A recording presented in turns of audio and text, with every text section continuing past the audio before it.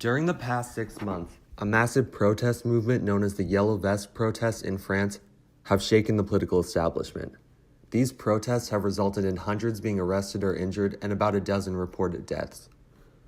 The movement gets its name due to protesters wearing yellow vests as a unifying symbol. Yellow vests are common in France because they've been required by law to be stored in all vehicles since 2008. Because of this, they are easily accessible to the public. The movement originally began in November 2018 after President Emmanuel Macron announced fuel taxes to combat climate change. While most in France agree that climate change is a pressing threat, these taxes disproportionately affected the middle class. Therefore, thousands in rural areas began protesting and called for a nationwide road blockade. Macron initially responded by implying that the protests were demagogic, which was considered tone-deaf.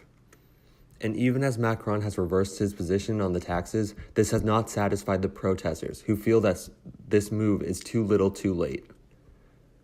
Macron addressed the nation last month, promising an additional $6 billion in tax cuts.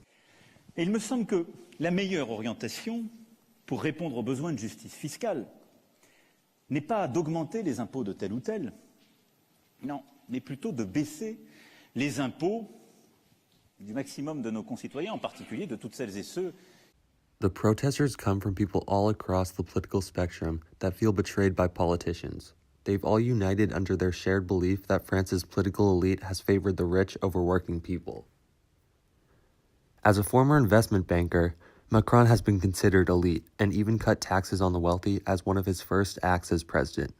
The so-called wealth tax would have taxed households worth more than $1.5 million and could have generated over $3 billion in revenue. His government is admittedly pro-business and has a clear aim towards ending France's recent economic stagnation. Since the protests, Macron's approval rating has been stuck in the high 20s or low 30s for months, and there's little reason to believe it will drastically rebound.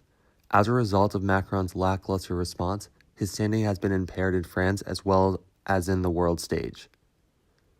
In a December poll, 75% of the French agreed that Macron is, quote, the president of the rich, likely due to the fuel tax and other initiatives supported by him that negatively affects working class areas.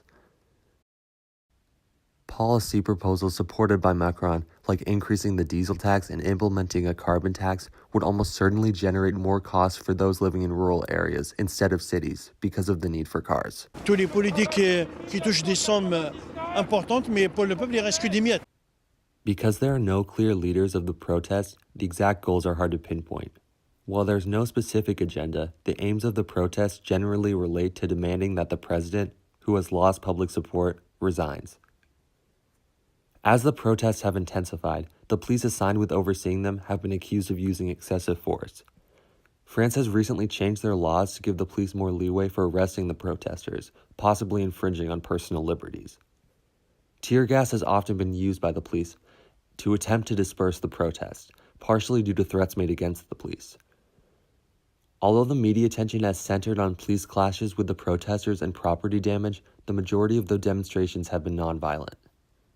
While initially the public stood overwhelmingly behind the movement in opinion polls, recent events have alienated French people. The social media pages supporting the movement have been criticized for spreading anti-Semitic conspiracies and for potentially being tied to Russia. Russian bots on Twitter have allegedly been used to stir up the protesters and could conceivably be part of their plan to destabilize Europe. Even as the number of people protesting has decreased, the demonstrations have continued for 27 consecutive weeks. Macron was elected as a centrist counter to the far-right-wing populist Marine Le Pen and has failed to prove to French citizens why his policies will lead to more prosperity. The populism cannot just be attributed to France, but Western democracies as a whole are experiencing a similar type of phenomenon that cannot be ignored. Globalization has not included everyone, and many feel that the modern economy is unfairly stacked against the poor and middle class in favor of the wealthy. France's government should meet with the protesters and at least attempt to find common ground and an understanding of where they are coming from. It is clear that the needs of the protesters must be addressed, and more reforms are required in order to restore the average French citizen's faith in government. Macron should continue to reverse his positions on some of his policies which have negatively impacted the middle class.